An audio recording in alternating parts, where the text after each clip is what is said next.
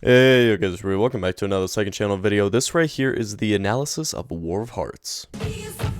Okay, so with this first scene, I want to show what happened after Agent Joseph beat her up and put her in the cage, like how she escaped. And as you could see, she has a bunch of rips in her clothes and beatings because of, Agent Joseph. Okay, so two things. One, you might realize that this is the same cage that Ruby and Red were locked in. Obviously, though, that one was way different because they probably learned, like, hey, this is a faulty cage setup. Second thing is, I really wanted to show that Mrs. Plinky is actually very, resourceful and smart, and that is a part of the reason why she was never actually caught. I don't know what I really expected. Okay, so I wanted to show from the very beginning, hey, this is gonna be partially a comedy. If we don't find her, then I'm gonna be even more destroyed than before. Foreshadowing. What ribs? Okay, so basically, there's a show called Supernatural, and the two main, stars of the show, at some event, they told a story about how one of them got drunk and ended up eating a whole thing of raw marinating ribs. So, that is this. His name is Miguel Angel Felix Gallardo. That is the name of one of the biggest Mexican cartel leaders just ever. Oh, I really hate the heat. Obviously, Gemini is complaining about the heat because he is covered in fur. Oh, what the? Okay, so this entire, cave scene is inspired by the movie The 33. Okay, so Plinky sees this giant crack, and that's why he starts freaking out. Hey, we're actually looking. This is actually me with a voice changer. Why are you looking for her, by the way? Gemini is such an idiot for that. If he didn't stop the FBI leader, then he would have never seen Plinky. Traitor. The Walking Dead reference.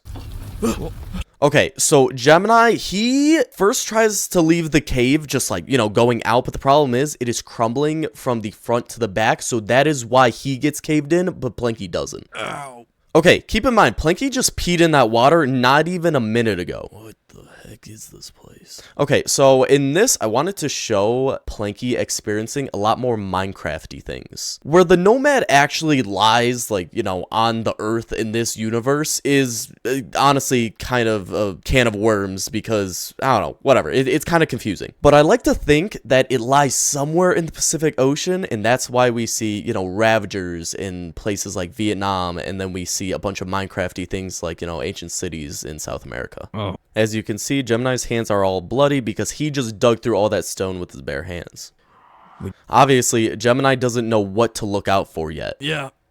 Okay, so Plinky has no flesh wounds on him because he never actually got hit by the Warden. He only ever got hit with the sonic booms, which wouldn't cause any flesh wounds. I see that. Yeah, I'm fine. I got it. So he patched it up with the sugarcane. It's not important, really. Okay, so Gemini doesn't want to become a liability to Plinky because, yes, they're friends, but Gemini also sees this as a job. Hello, little kitty. Okay, so this scene is to show that, Plinky has morals at the beginning of this. Slowly but surely, though, his morals become less and less. Okay, the general thing that we learn from this is when you have a man that loves his wife and you take away his wife, there is no saying what he will or will not do. How many of you are? So in that little scuffle, Gemini ended up breaking the FBI agent's glasses, and also you can kind of see he has a slight nosebleed and it's bleeding through his mask. So what? They just left you here to finish us off? We both. And he does a slight nod because he's ashamed. Okay, so this right here is a very stupid Easter egg, but basically the puzzle spells out like a W, and then in the coarse dirt, it's like a heart, so it's like War of Hearts. It's very small, very stupid. Got some pork. Okay, so Plinky has talked about how, pork is his favorite food on the Nomad. This is probably why, because it was probably some of the only good food that he got to eat, for these 6 years on the road. Why aren't you afraid of the campfire? Okay, so this little bit was just me trying to, patch up, some plot holes. Over 100,000 people. Okay, he's not wrong, but I did mess up on the line. I was supposed to say 200,000, because, that's what he says in the first one. Okay, so this is a little on the nose, but in Portuguese, this means, club of love and resort.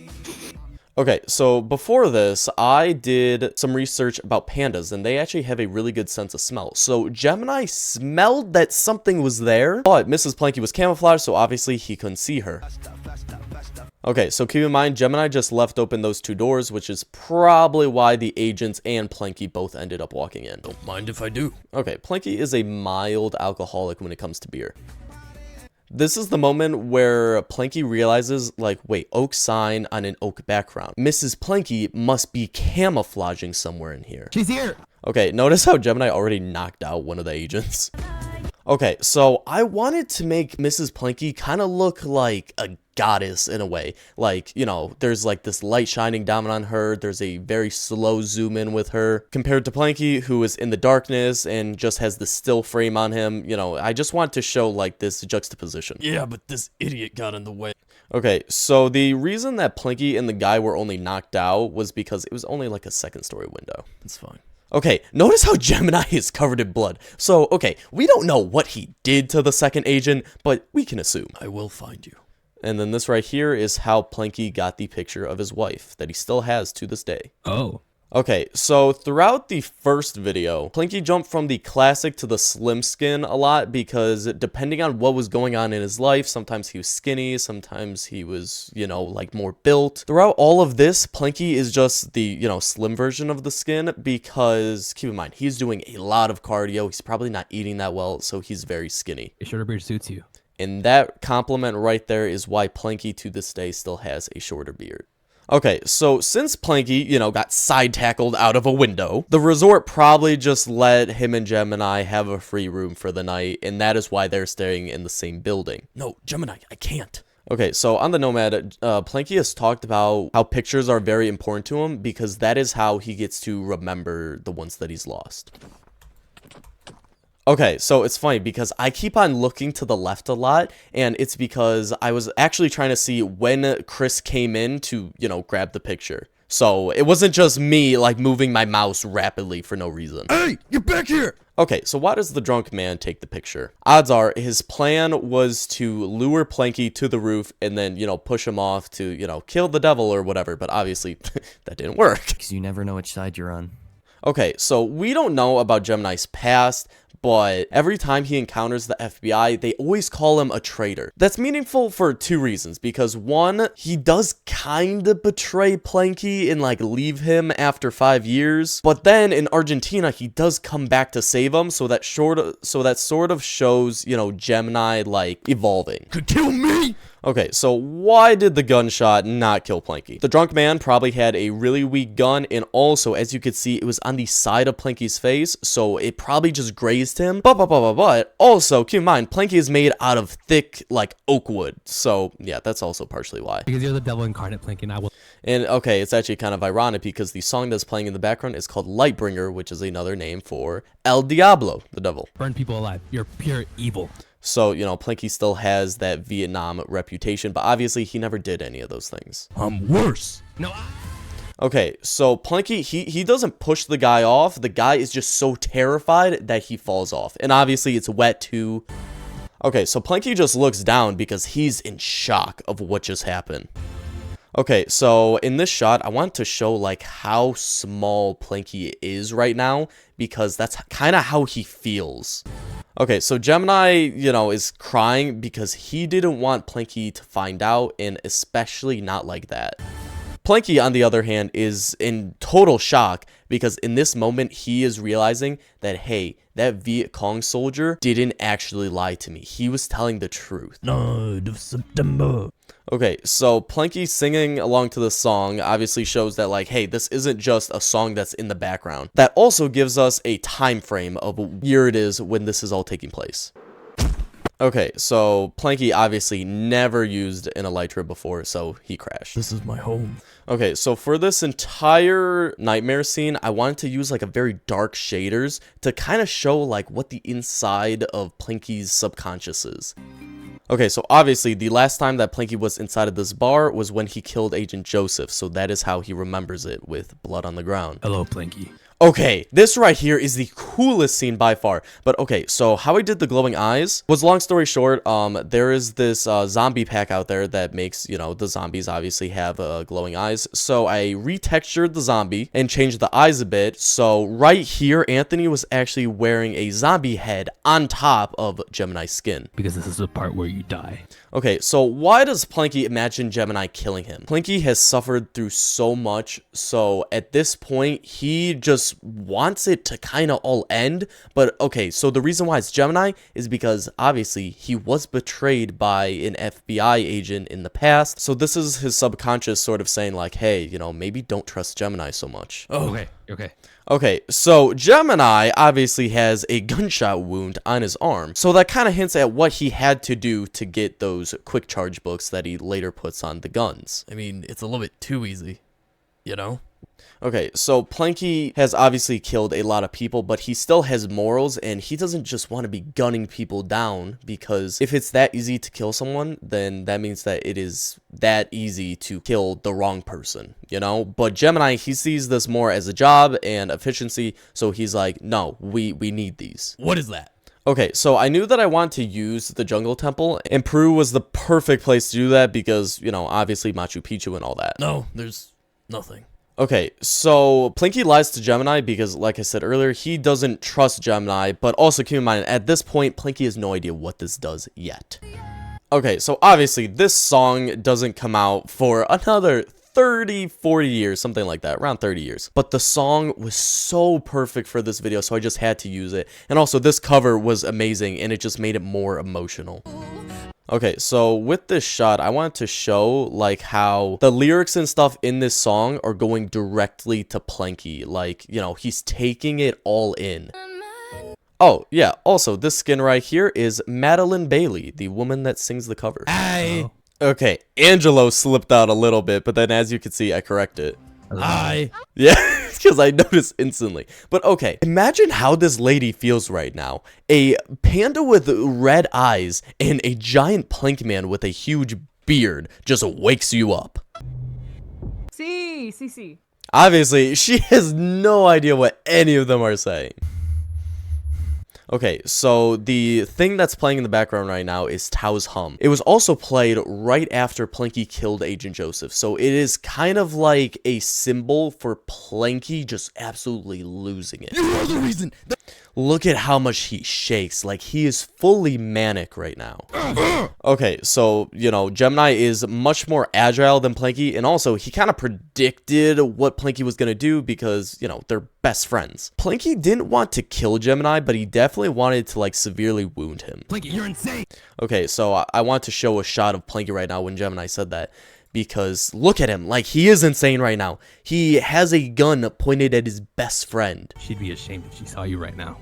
Okay, so obviously this whole entire scene right here is the climax, and honestly, I think that it is my favorite scene. The fact that you haven't.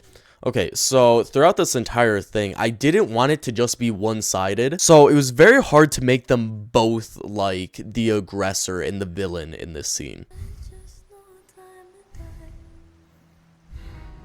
Okay, so that is a very small thing, but okay, let me explain. His breathing was like very fast and kind of higher pitch, but then his breathing drops down and it's lower and it's slower, and that sort of symbolizes like, hey, he lost even more of his morals right now because he just lost the only person that actually cared about him besides, you know, obviously his wife.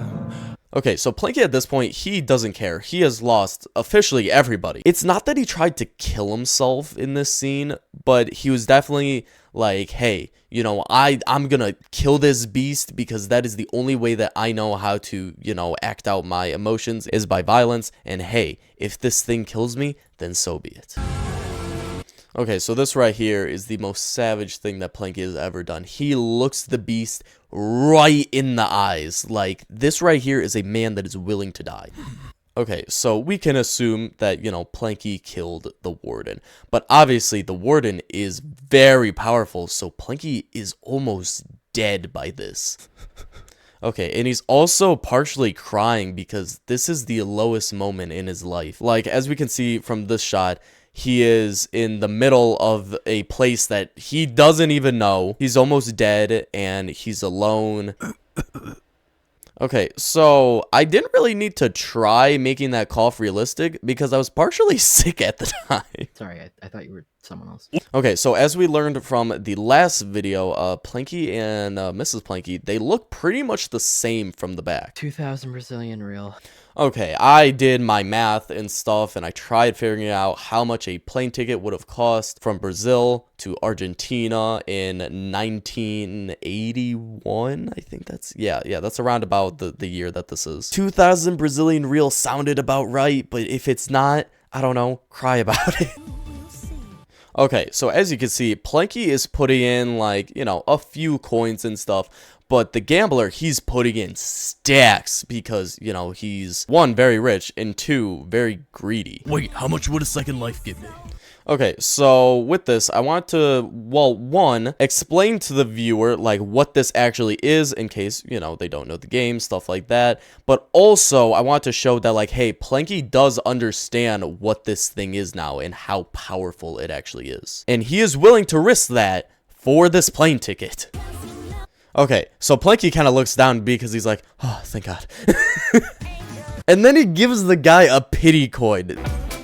Okay, so how did Gemini break into the White House? Well, one, obviously he did work in the FBI, so, you know, he might know, like, some side doors and stuff like that. But also, in my research, I found out that pandas supposedly have good camouflage. I don't really know how that works. But, obviously, you know, he's white and black, and, you know, the White House is white. So, yeah, I thought, sure, why not? He can camouflage a little bit. It's not like with Planky where it's like he totally disappears. Okay, so why is Gemini in the White House to begin with? Truthfully, there is no direct answer. Maybe he was trying to find Mrs. Planky because he's like, hey, you know, she's a good person and I want to help find her again. Or maybe he was just doing something more personal. Okay, so as we could see, Gemini took the gold because, keep in mind, he hasn't had a job for like 6 years now. He's a broke. Him and Planky are dead broke. Okay, so no matter why Gemini came here, he did find out, like, hey, they are going to kill Planky, and he decides to keep his word, and he's like, no, I am with Planky 100%. Okay, so this song right here is called Love Bomb, which, hey, ironic, Love Bomb, War of Hearts. Okay, so as you can see, when Gemini swooped in, he knocked out that guy.